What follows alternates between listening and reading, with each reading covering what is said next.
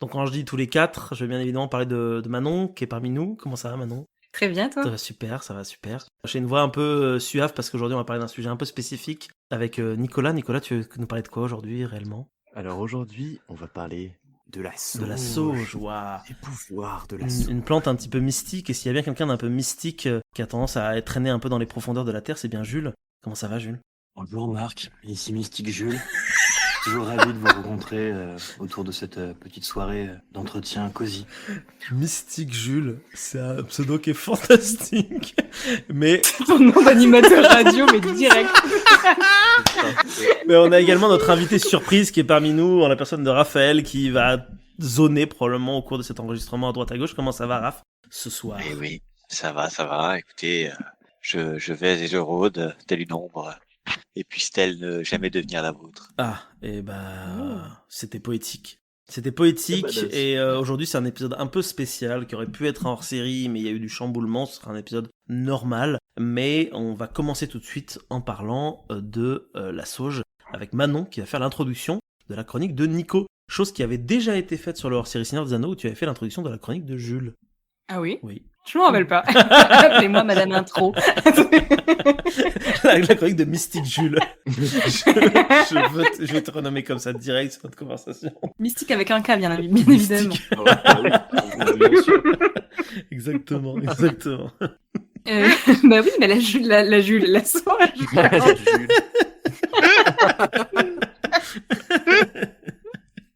Oh mon dieu.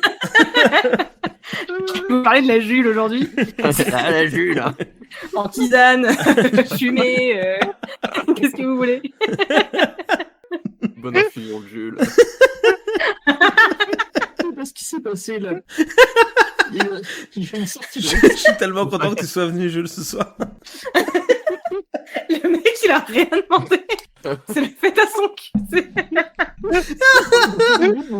Ça me sur les dents, tu vois. Vraiment, On va y arriver, je pense. Alors, Faux départ. vous voyez, on s'amuse, chers auditeurs et chères Mystique auditrices. Jules.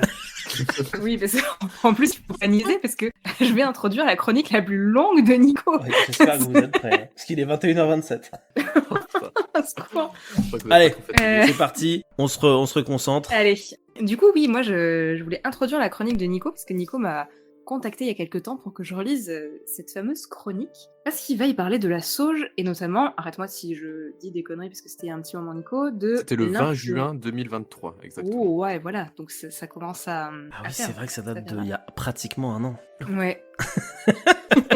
Mais c'est bon. C'est bon. C'est un détail inutile. Pardon. On passe à autre chose. Et moi qui suis un petit peu penchée sur les pratiques New Age, de sorcellerie, etc., il m'a fait relire cette chronique parce qu'il a parlé un petit peu de l'utilisation de la sauge dans les pratiques New Age. Donc pour introduire un petit peu cette chronique, moi j'avais envie de vous parler justement, très concrètement, de ces utilisations. J'ai avec moi 5 livres. Il y en a 2 qui sont plutôt des livres scientifiques. Il y en a un qui a été écrit par une chercheuse du CNRS, il y en a un autre qui est édité par une université, etc. Et j'en ai 3 que j'appelle gentiment des petites bouses, mais que j'aime beaucoup, qui sont vraiment des livres de New Age. Donc par exemple, j'ai 2 livres de Scott Cunningham, donc l'encyclopédie des plantes magiques et la cuisine Wiccan. Scott Cunningham qui est le type un petit peu qui a chapeauté tout ce qui est autour de la Wicca. Et un qu'on m'a offert à mon anniversaire, qui est très récent, qui s'appelle Charme, sort et rituel. Oh. Voilà. De l'édition Alliance Magique. Oh, Ah mais le on adore. premier livre, ça m'y fait penser. Est-ce que tu l'avais pas déjà utilisé pour genre le sureau? Mais quel Putain, homme, mais il est suit fort, complètement. il est Il est fort. fort, Il est putain, fort, il écoute ce qu'on c'est raconte, le plus bien beau. sûr, il est Le fan super. numéro 1. Tout à fait, j'avais utilisé Encyclopédie des plantes magiques, et c'est par celui-là que nous allons commencer, effectivement, j'avais utilisé pour le sureau. Et on va aller directement au petit post-it que j'ai placé pour parler de la sauge. Sauge, donc Salvia officinalis, nom populaire, sauge officinale, thé de France ou sauge des montagnes. Vous serez ravis d'apprendre que le genre de la sauge, c'est masculin, elle est associée à la planète Jupiter et que son élément, c'est l'air. Ses pouvoirs sont l'immortalité, la longévité, la sagesse, la protection et les souhaits. À ce qui nous intéresse, donc les usages magiques de cette plante. On croyait autrefois que la sauge pouvait assurer la longévité et parfois même l'immortalité. Pour ce faire, on mangeait une petite quantité de sauge tous les jours, à tout le moins au mois de mai, car, et je cite, « Qui souhaite vivre à jamais doit manger de la sauge en mai. » Pensez-y, c'est le mois prochain. On porte sur soi de la sauge pour promouvoir la sagesse et on utilise ses feuilles dans d'innombrables rituels de guérison et d'argent. Pour ne pas contracter le redoutable mauvais œil, portez sur vous une petite corne remplie de sauge. Il existe de curieux conseils de jardinage relatifs à la sauge. D'abord, cela porte malchance de cultiver cette plante dans son jardin. Il faudra confier ce travail à un étranger. Quel type d'étranger, on ne nous le dit pas, malheureusement. Deuxième point, un massif entier de sauge attire la malchance. Aussi, assurez-vous d'y adjoindre d'autres types de plantes. Soit dit en passant, les crapauds aiment la sauge. Si vous désirez qu'un de vos souhaits se réalise, inscrivez-le sur une feuille de sauge que vous cacherez sous votre oreiller. Utilisez cet oreiller pour dormir pendant 3 nuits consécutives. Si vous rêvez à votre souhait, celui-ci se matérialisera. Sinon, enterrez la sauge dans le sol pour éviter de connaître le malheur. Alors, ça vous embouche un coin, hein? Carrément. Mais ce brave Scott Cunningham, il a aussi écrit un livre pour qu'on puisse manger. Oh. Donc, on va voir ensemble, découvrons-le. Si, vu que c'est le même auteur, il dit la même chose dans son livre sur les plantes et dans son livre sur la cuisine. Alors, planète Jupiter, on est bon, l'élément c'est l'air, longévité, santé. Ah, on a une petite section tradition. Alors, consacrée à Zeus par les Grecs et à Jupiter par les Romains, la sauge sert en cuisine, en médecine et en magie depuis au moins 200 ans. Son nom latin vient du mot salvus, en sécurité, en raison de ses qualités guérisseuses. Mettez la sauge dans les plats que vous cuisinez pour profiter d'une longue vie. On y est, ancienne tradition, mange de la sauge en mai, tu vivras jamais. La sauge est aussi un élément important des régimes de guérison visualisés tout en cuisinant et en mangeant. De manière assez étrange, une autorité affirme que boire une infusion de sauge diminue le désir sexuel. Vous savez pas vous la garder dans le pantalon, passez-y.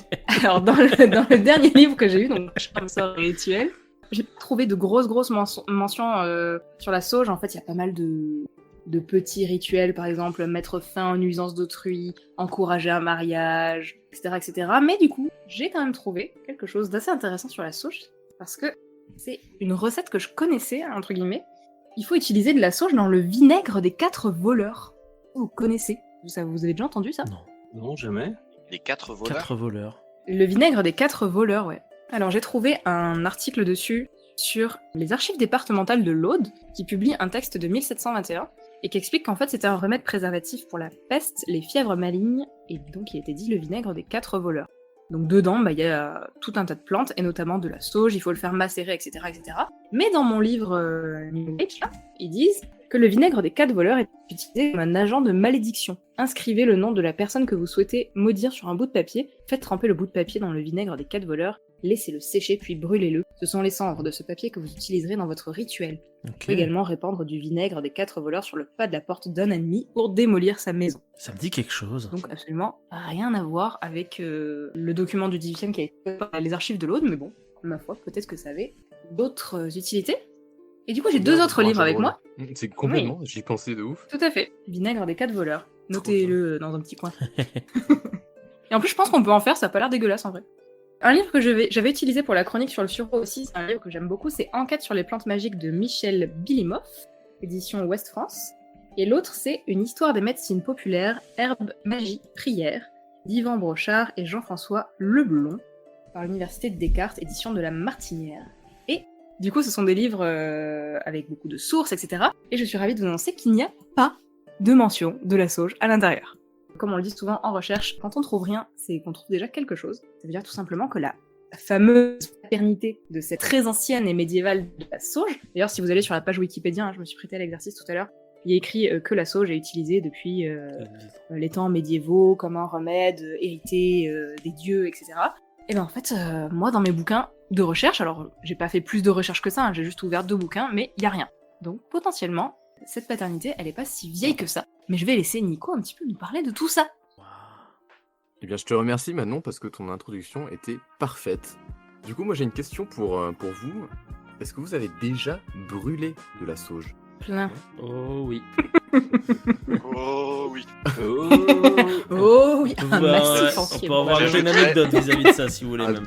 Oh oui, J'ajouterais bien un sûr. mot Anecdote. indirectement. Tu veux raconter ton anecdote On peut raconter l'anecdote, on peut la raconter à 2, comme ça il va y avoir la double version, puisque ça implique Raphaël qui est parmi nous Je t'en également. prie. Je t'en Ça remonte à quelques années maintenant, c'était en 2020, c'était pendant le Covid. où j'étais légèrement angoissé par le monde qui nous entourait et l'épidémie qui allait détruire l'humanité tout entière. Et du coup, j'avais quelqu'un qui m'avait offert un espèce de petit rouleau de sauge comme ça. Comme on ça. va y revenir. Et en fait, pour m'endormir le soir, ça me calmait un peu de cramer le truc et de laisser, tu vois, un peu de fumée dans l'ensemble. Comme ça pour respirer. Et ça arrivait à me calmer. Alors c'était peut-être psychosomatique, mais je trouvais que ça marchait pas trop mal. Et donc du coup, je faisais ça de manière assez régulière pendant plusieurs semaines, etc. Et un soir, je me suis endormi, j'ai allumé mon truc, je me suis mis dans mon lit. Et Raphaël va peut-être prendre la suite de l'histoire, puisque là, moi, à ce moment-là, je suis endormi dans mon lit. Et tout va bien. Faut savoir, dans cette maison, on avait tous les deux une chambre séparée, mais c'était à l'étage. Et du coup, en fait, je me suis couché après lui. Je monte les escaliers, et puis je me dis, c'est quand même incroyable, t'as quand même vachement les lunettes sales, parce que tu vois pas grand-chose. En fait, si on voyait pas grand-chose, c'est parce que t'avais un petit nuage de fumée, de brouillard, qui partait du plafond et qui descendait progressivement. Et j'entendais quelque chose de bizarre. Je dis, mais qu'est-ce qui se passe? Et je me rapproche et je dis, mais c'est la chambre de Marc, quoi. Et j'ouvre la chambre de Marc, je vois le pot avec la sauge qui brûlait, mais tu sais, avec des petites flammes. Vraiment, c'était... En fait, il y avait toute la sauge, tout le gros paquet du truc qui brûlait. Et puis, en fait, il y avait Marc qui... Je pense que le mot exact aurait été psalmodié dans le cas principal, tu vois. En sumérien. Je l'avais. Et du coup, je me rappelle, je vais avoir dit, Marc, tu fais quoi? Du coup, je dis, elle brûle la sauge là.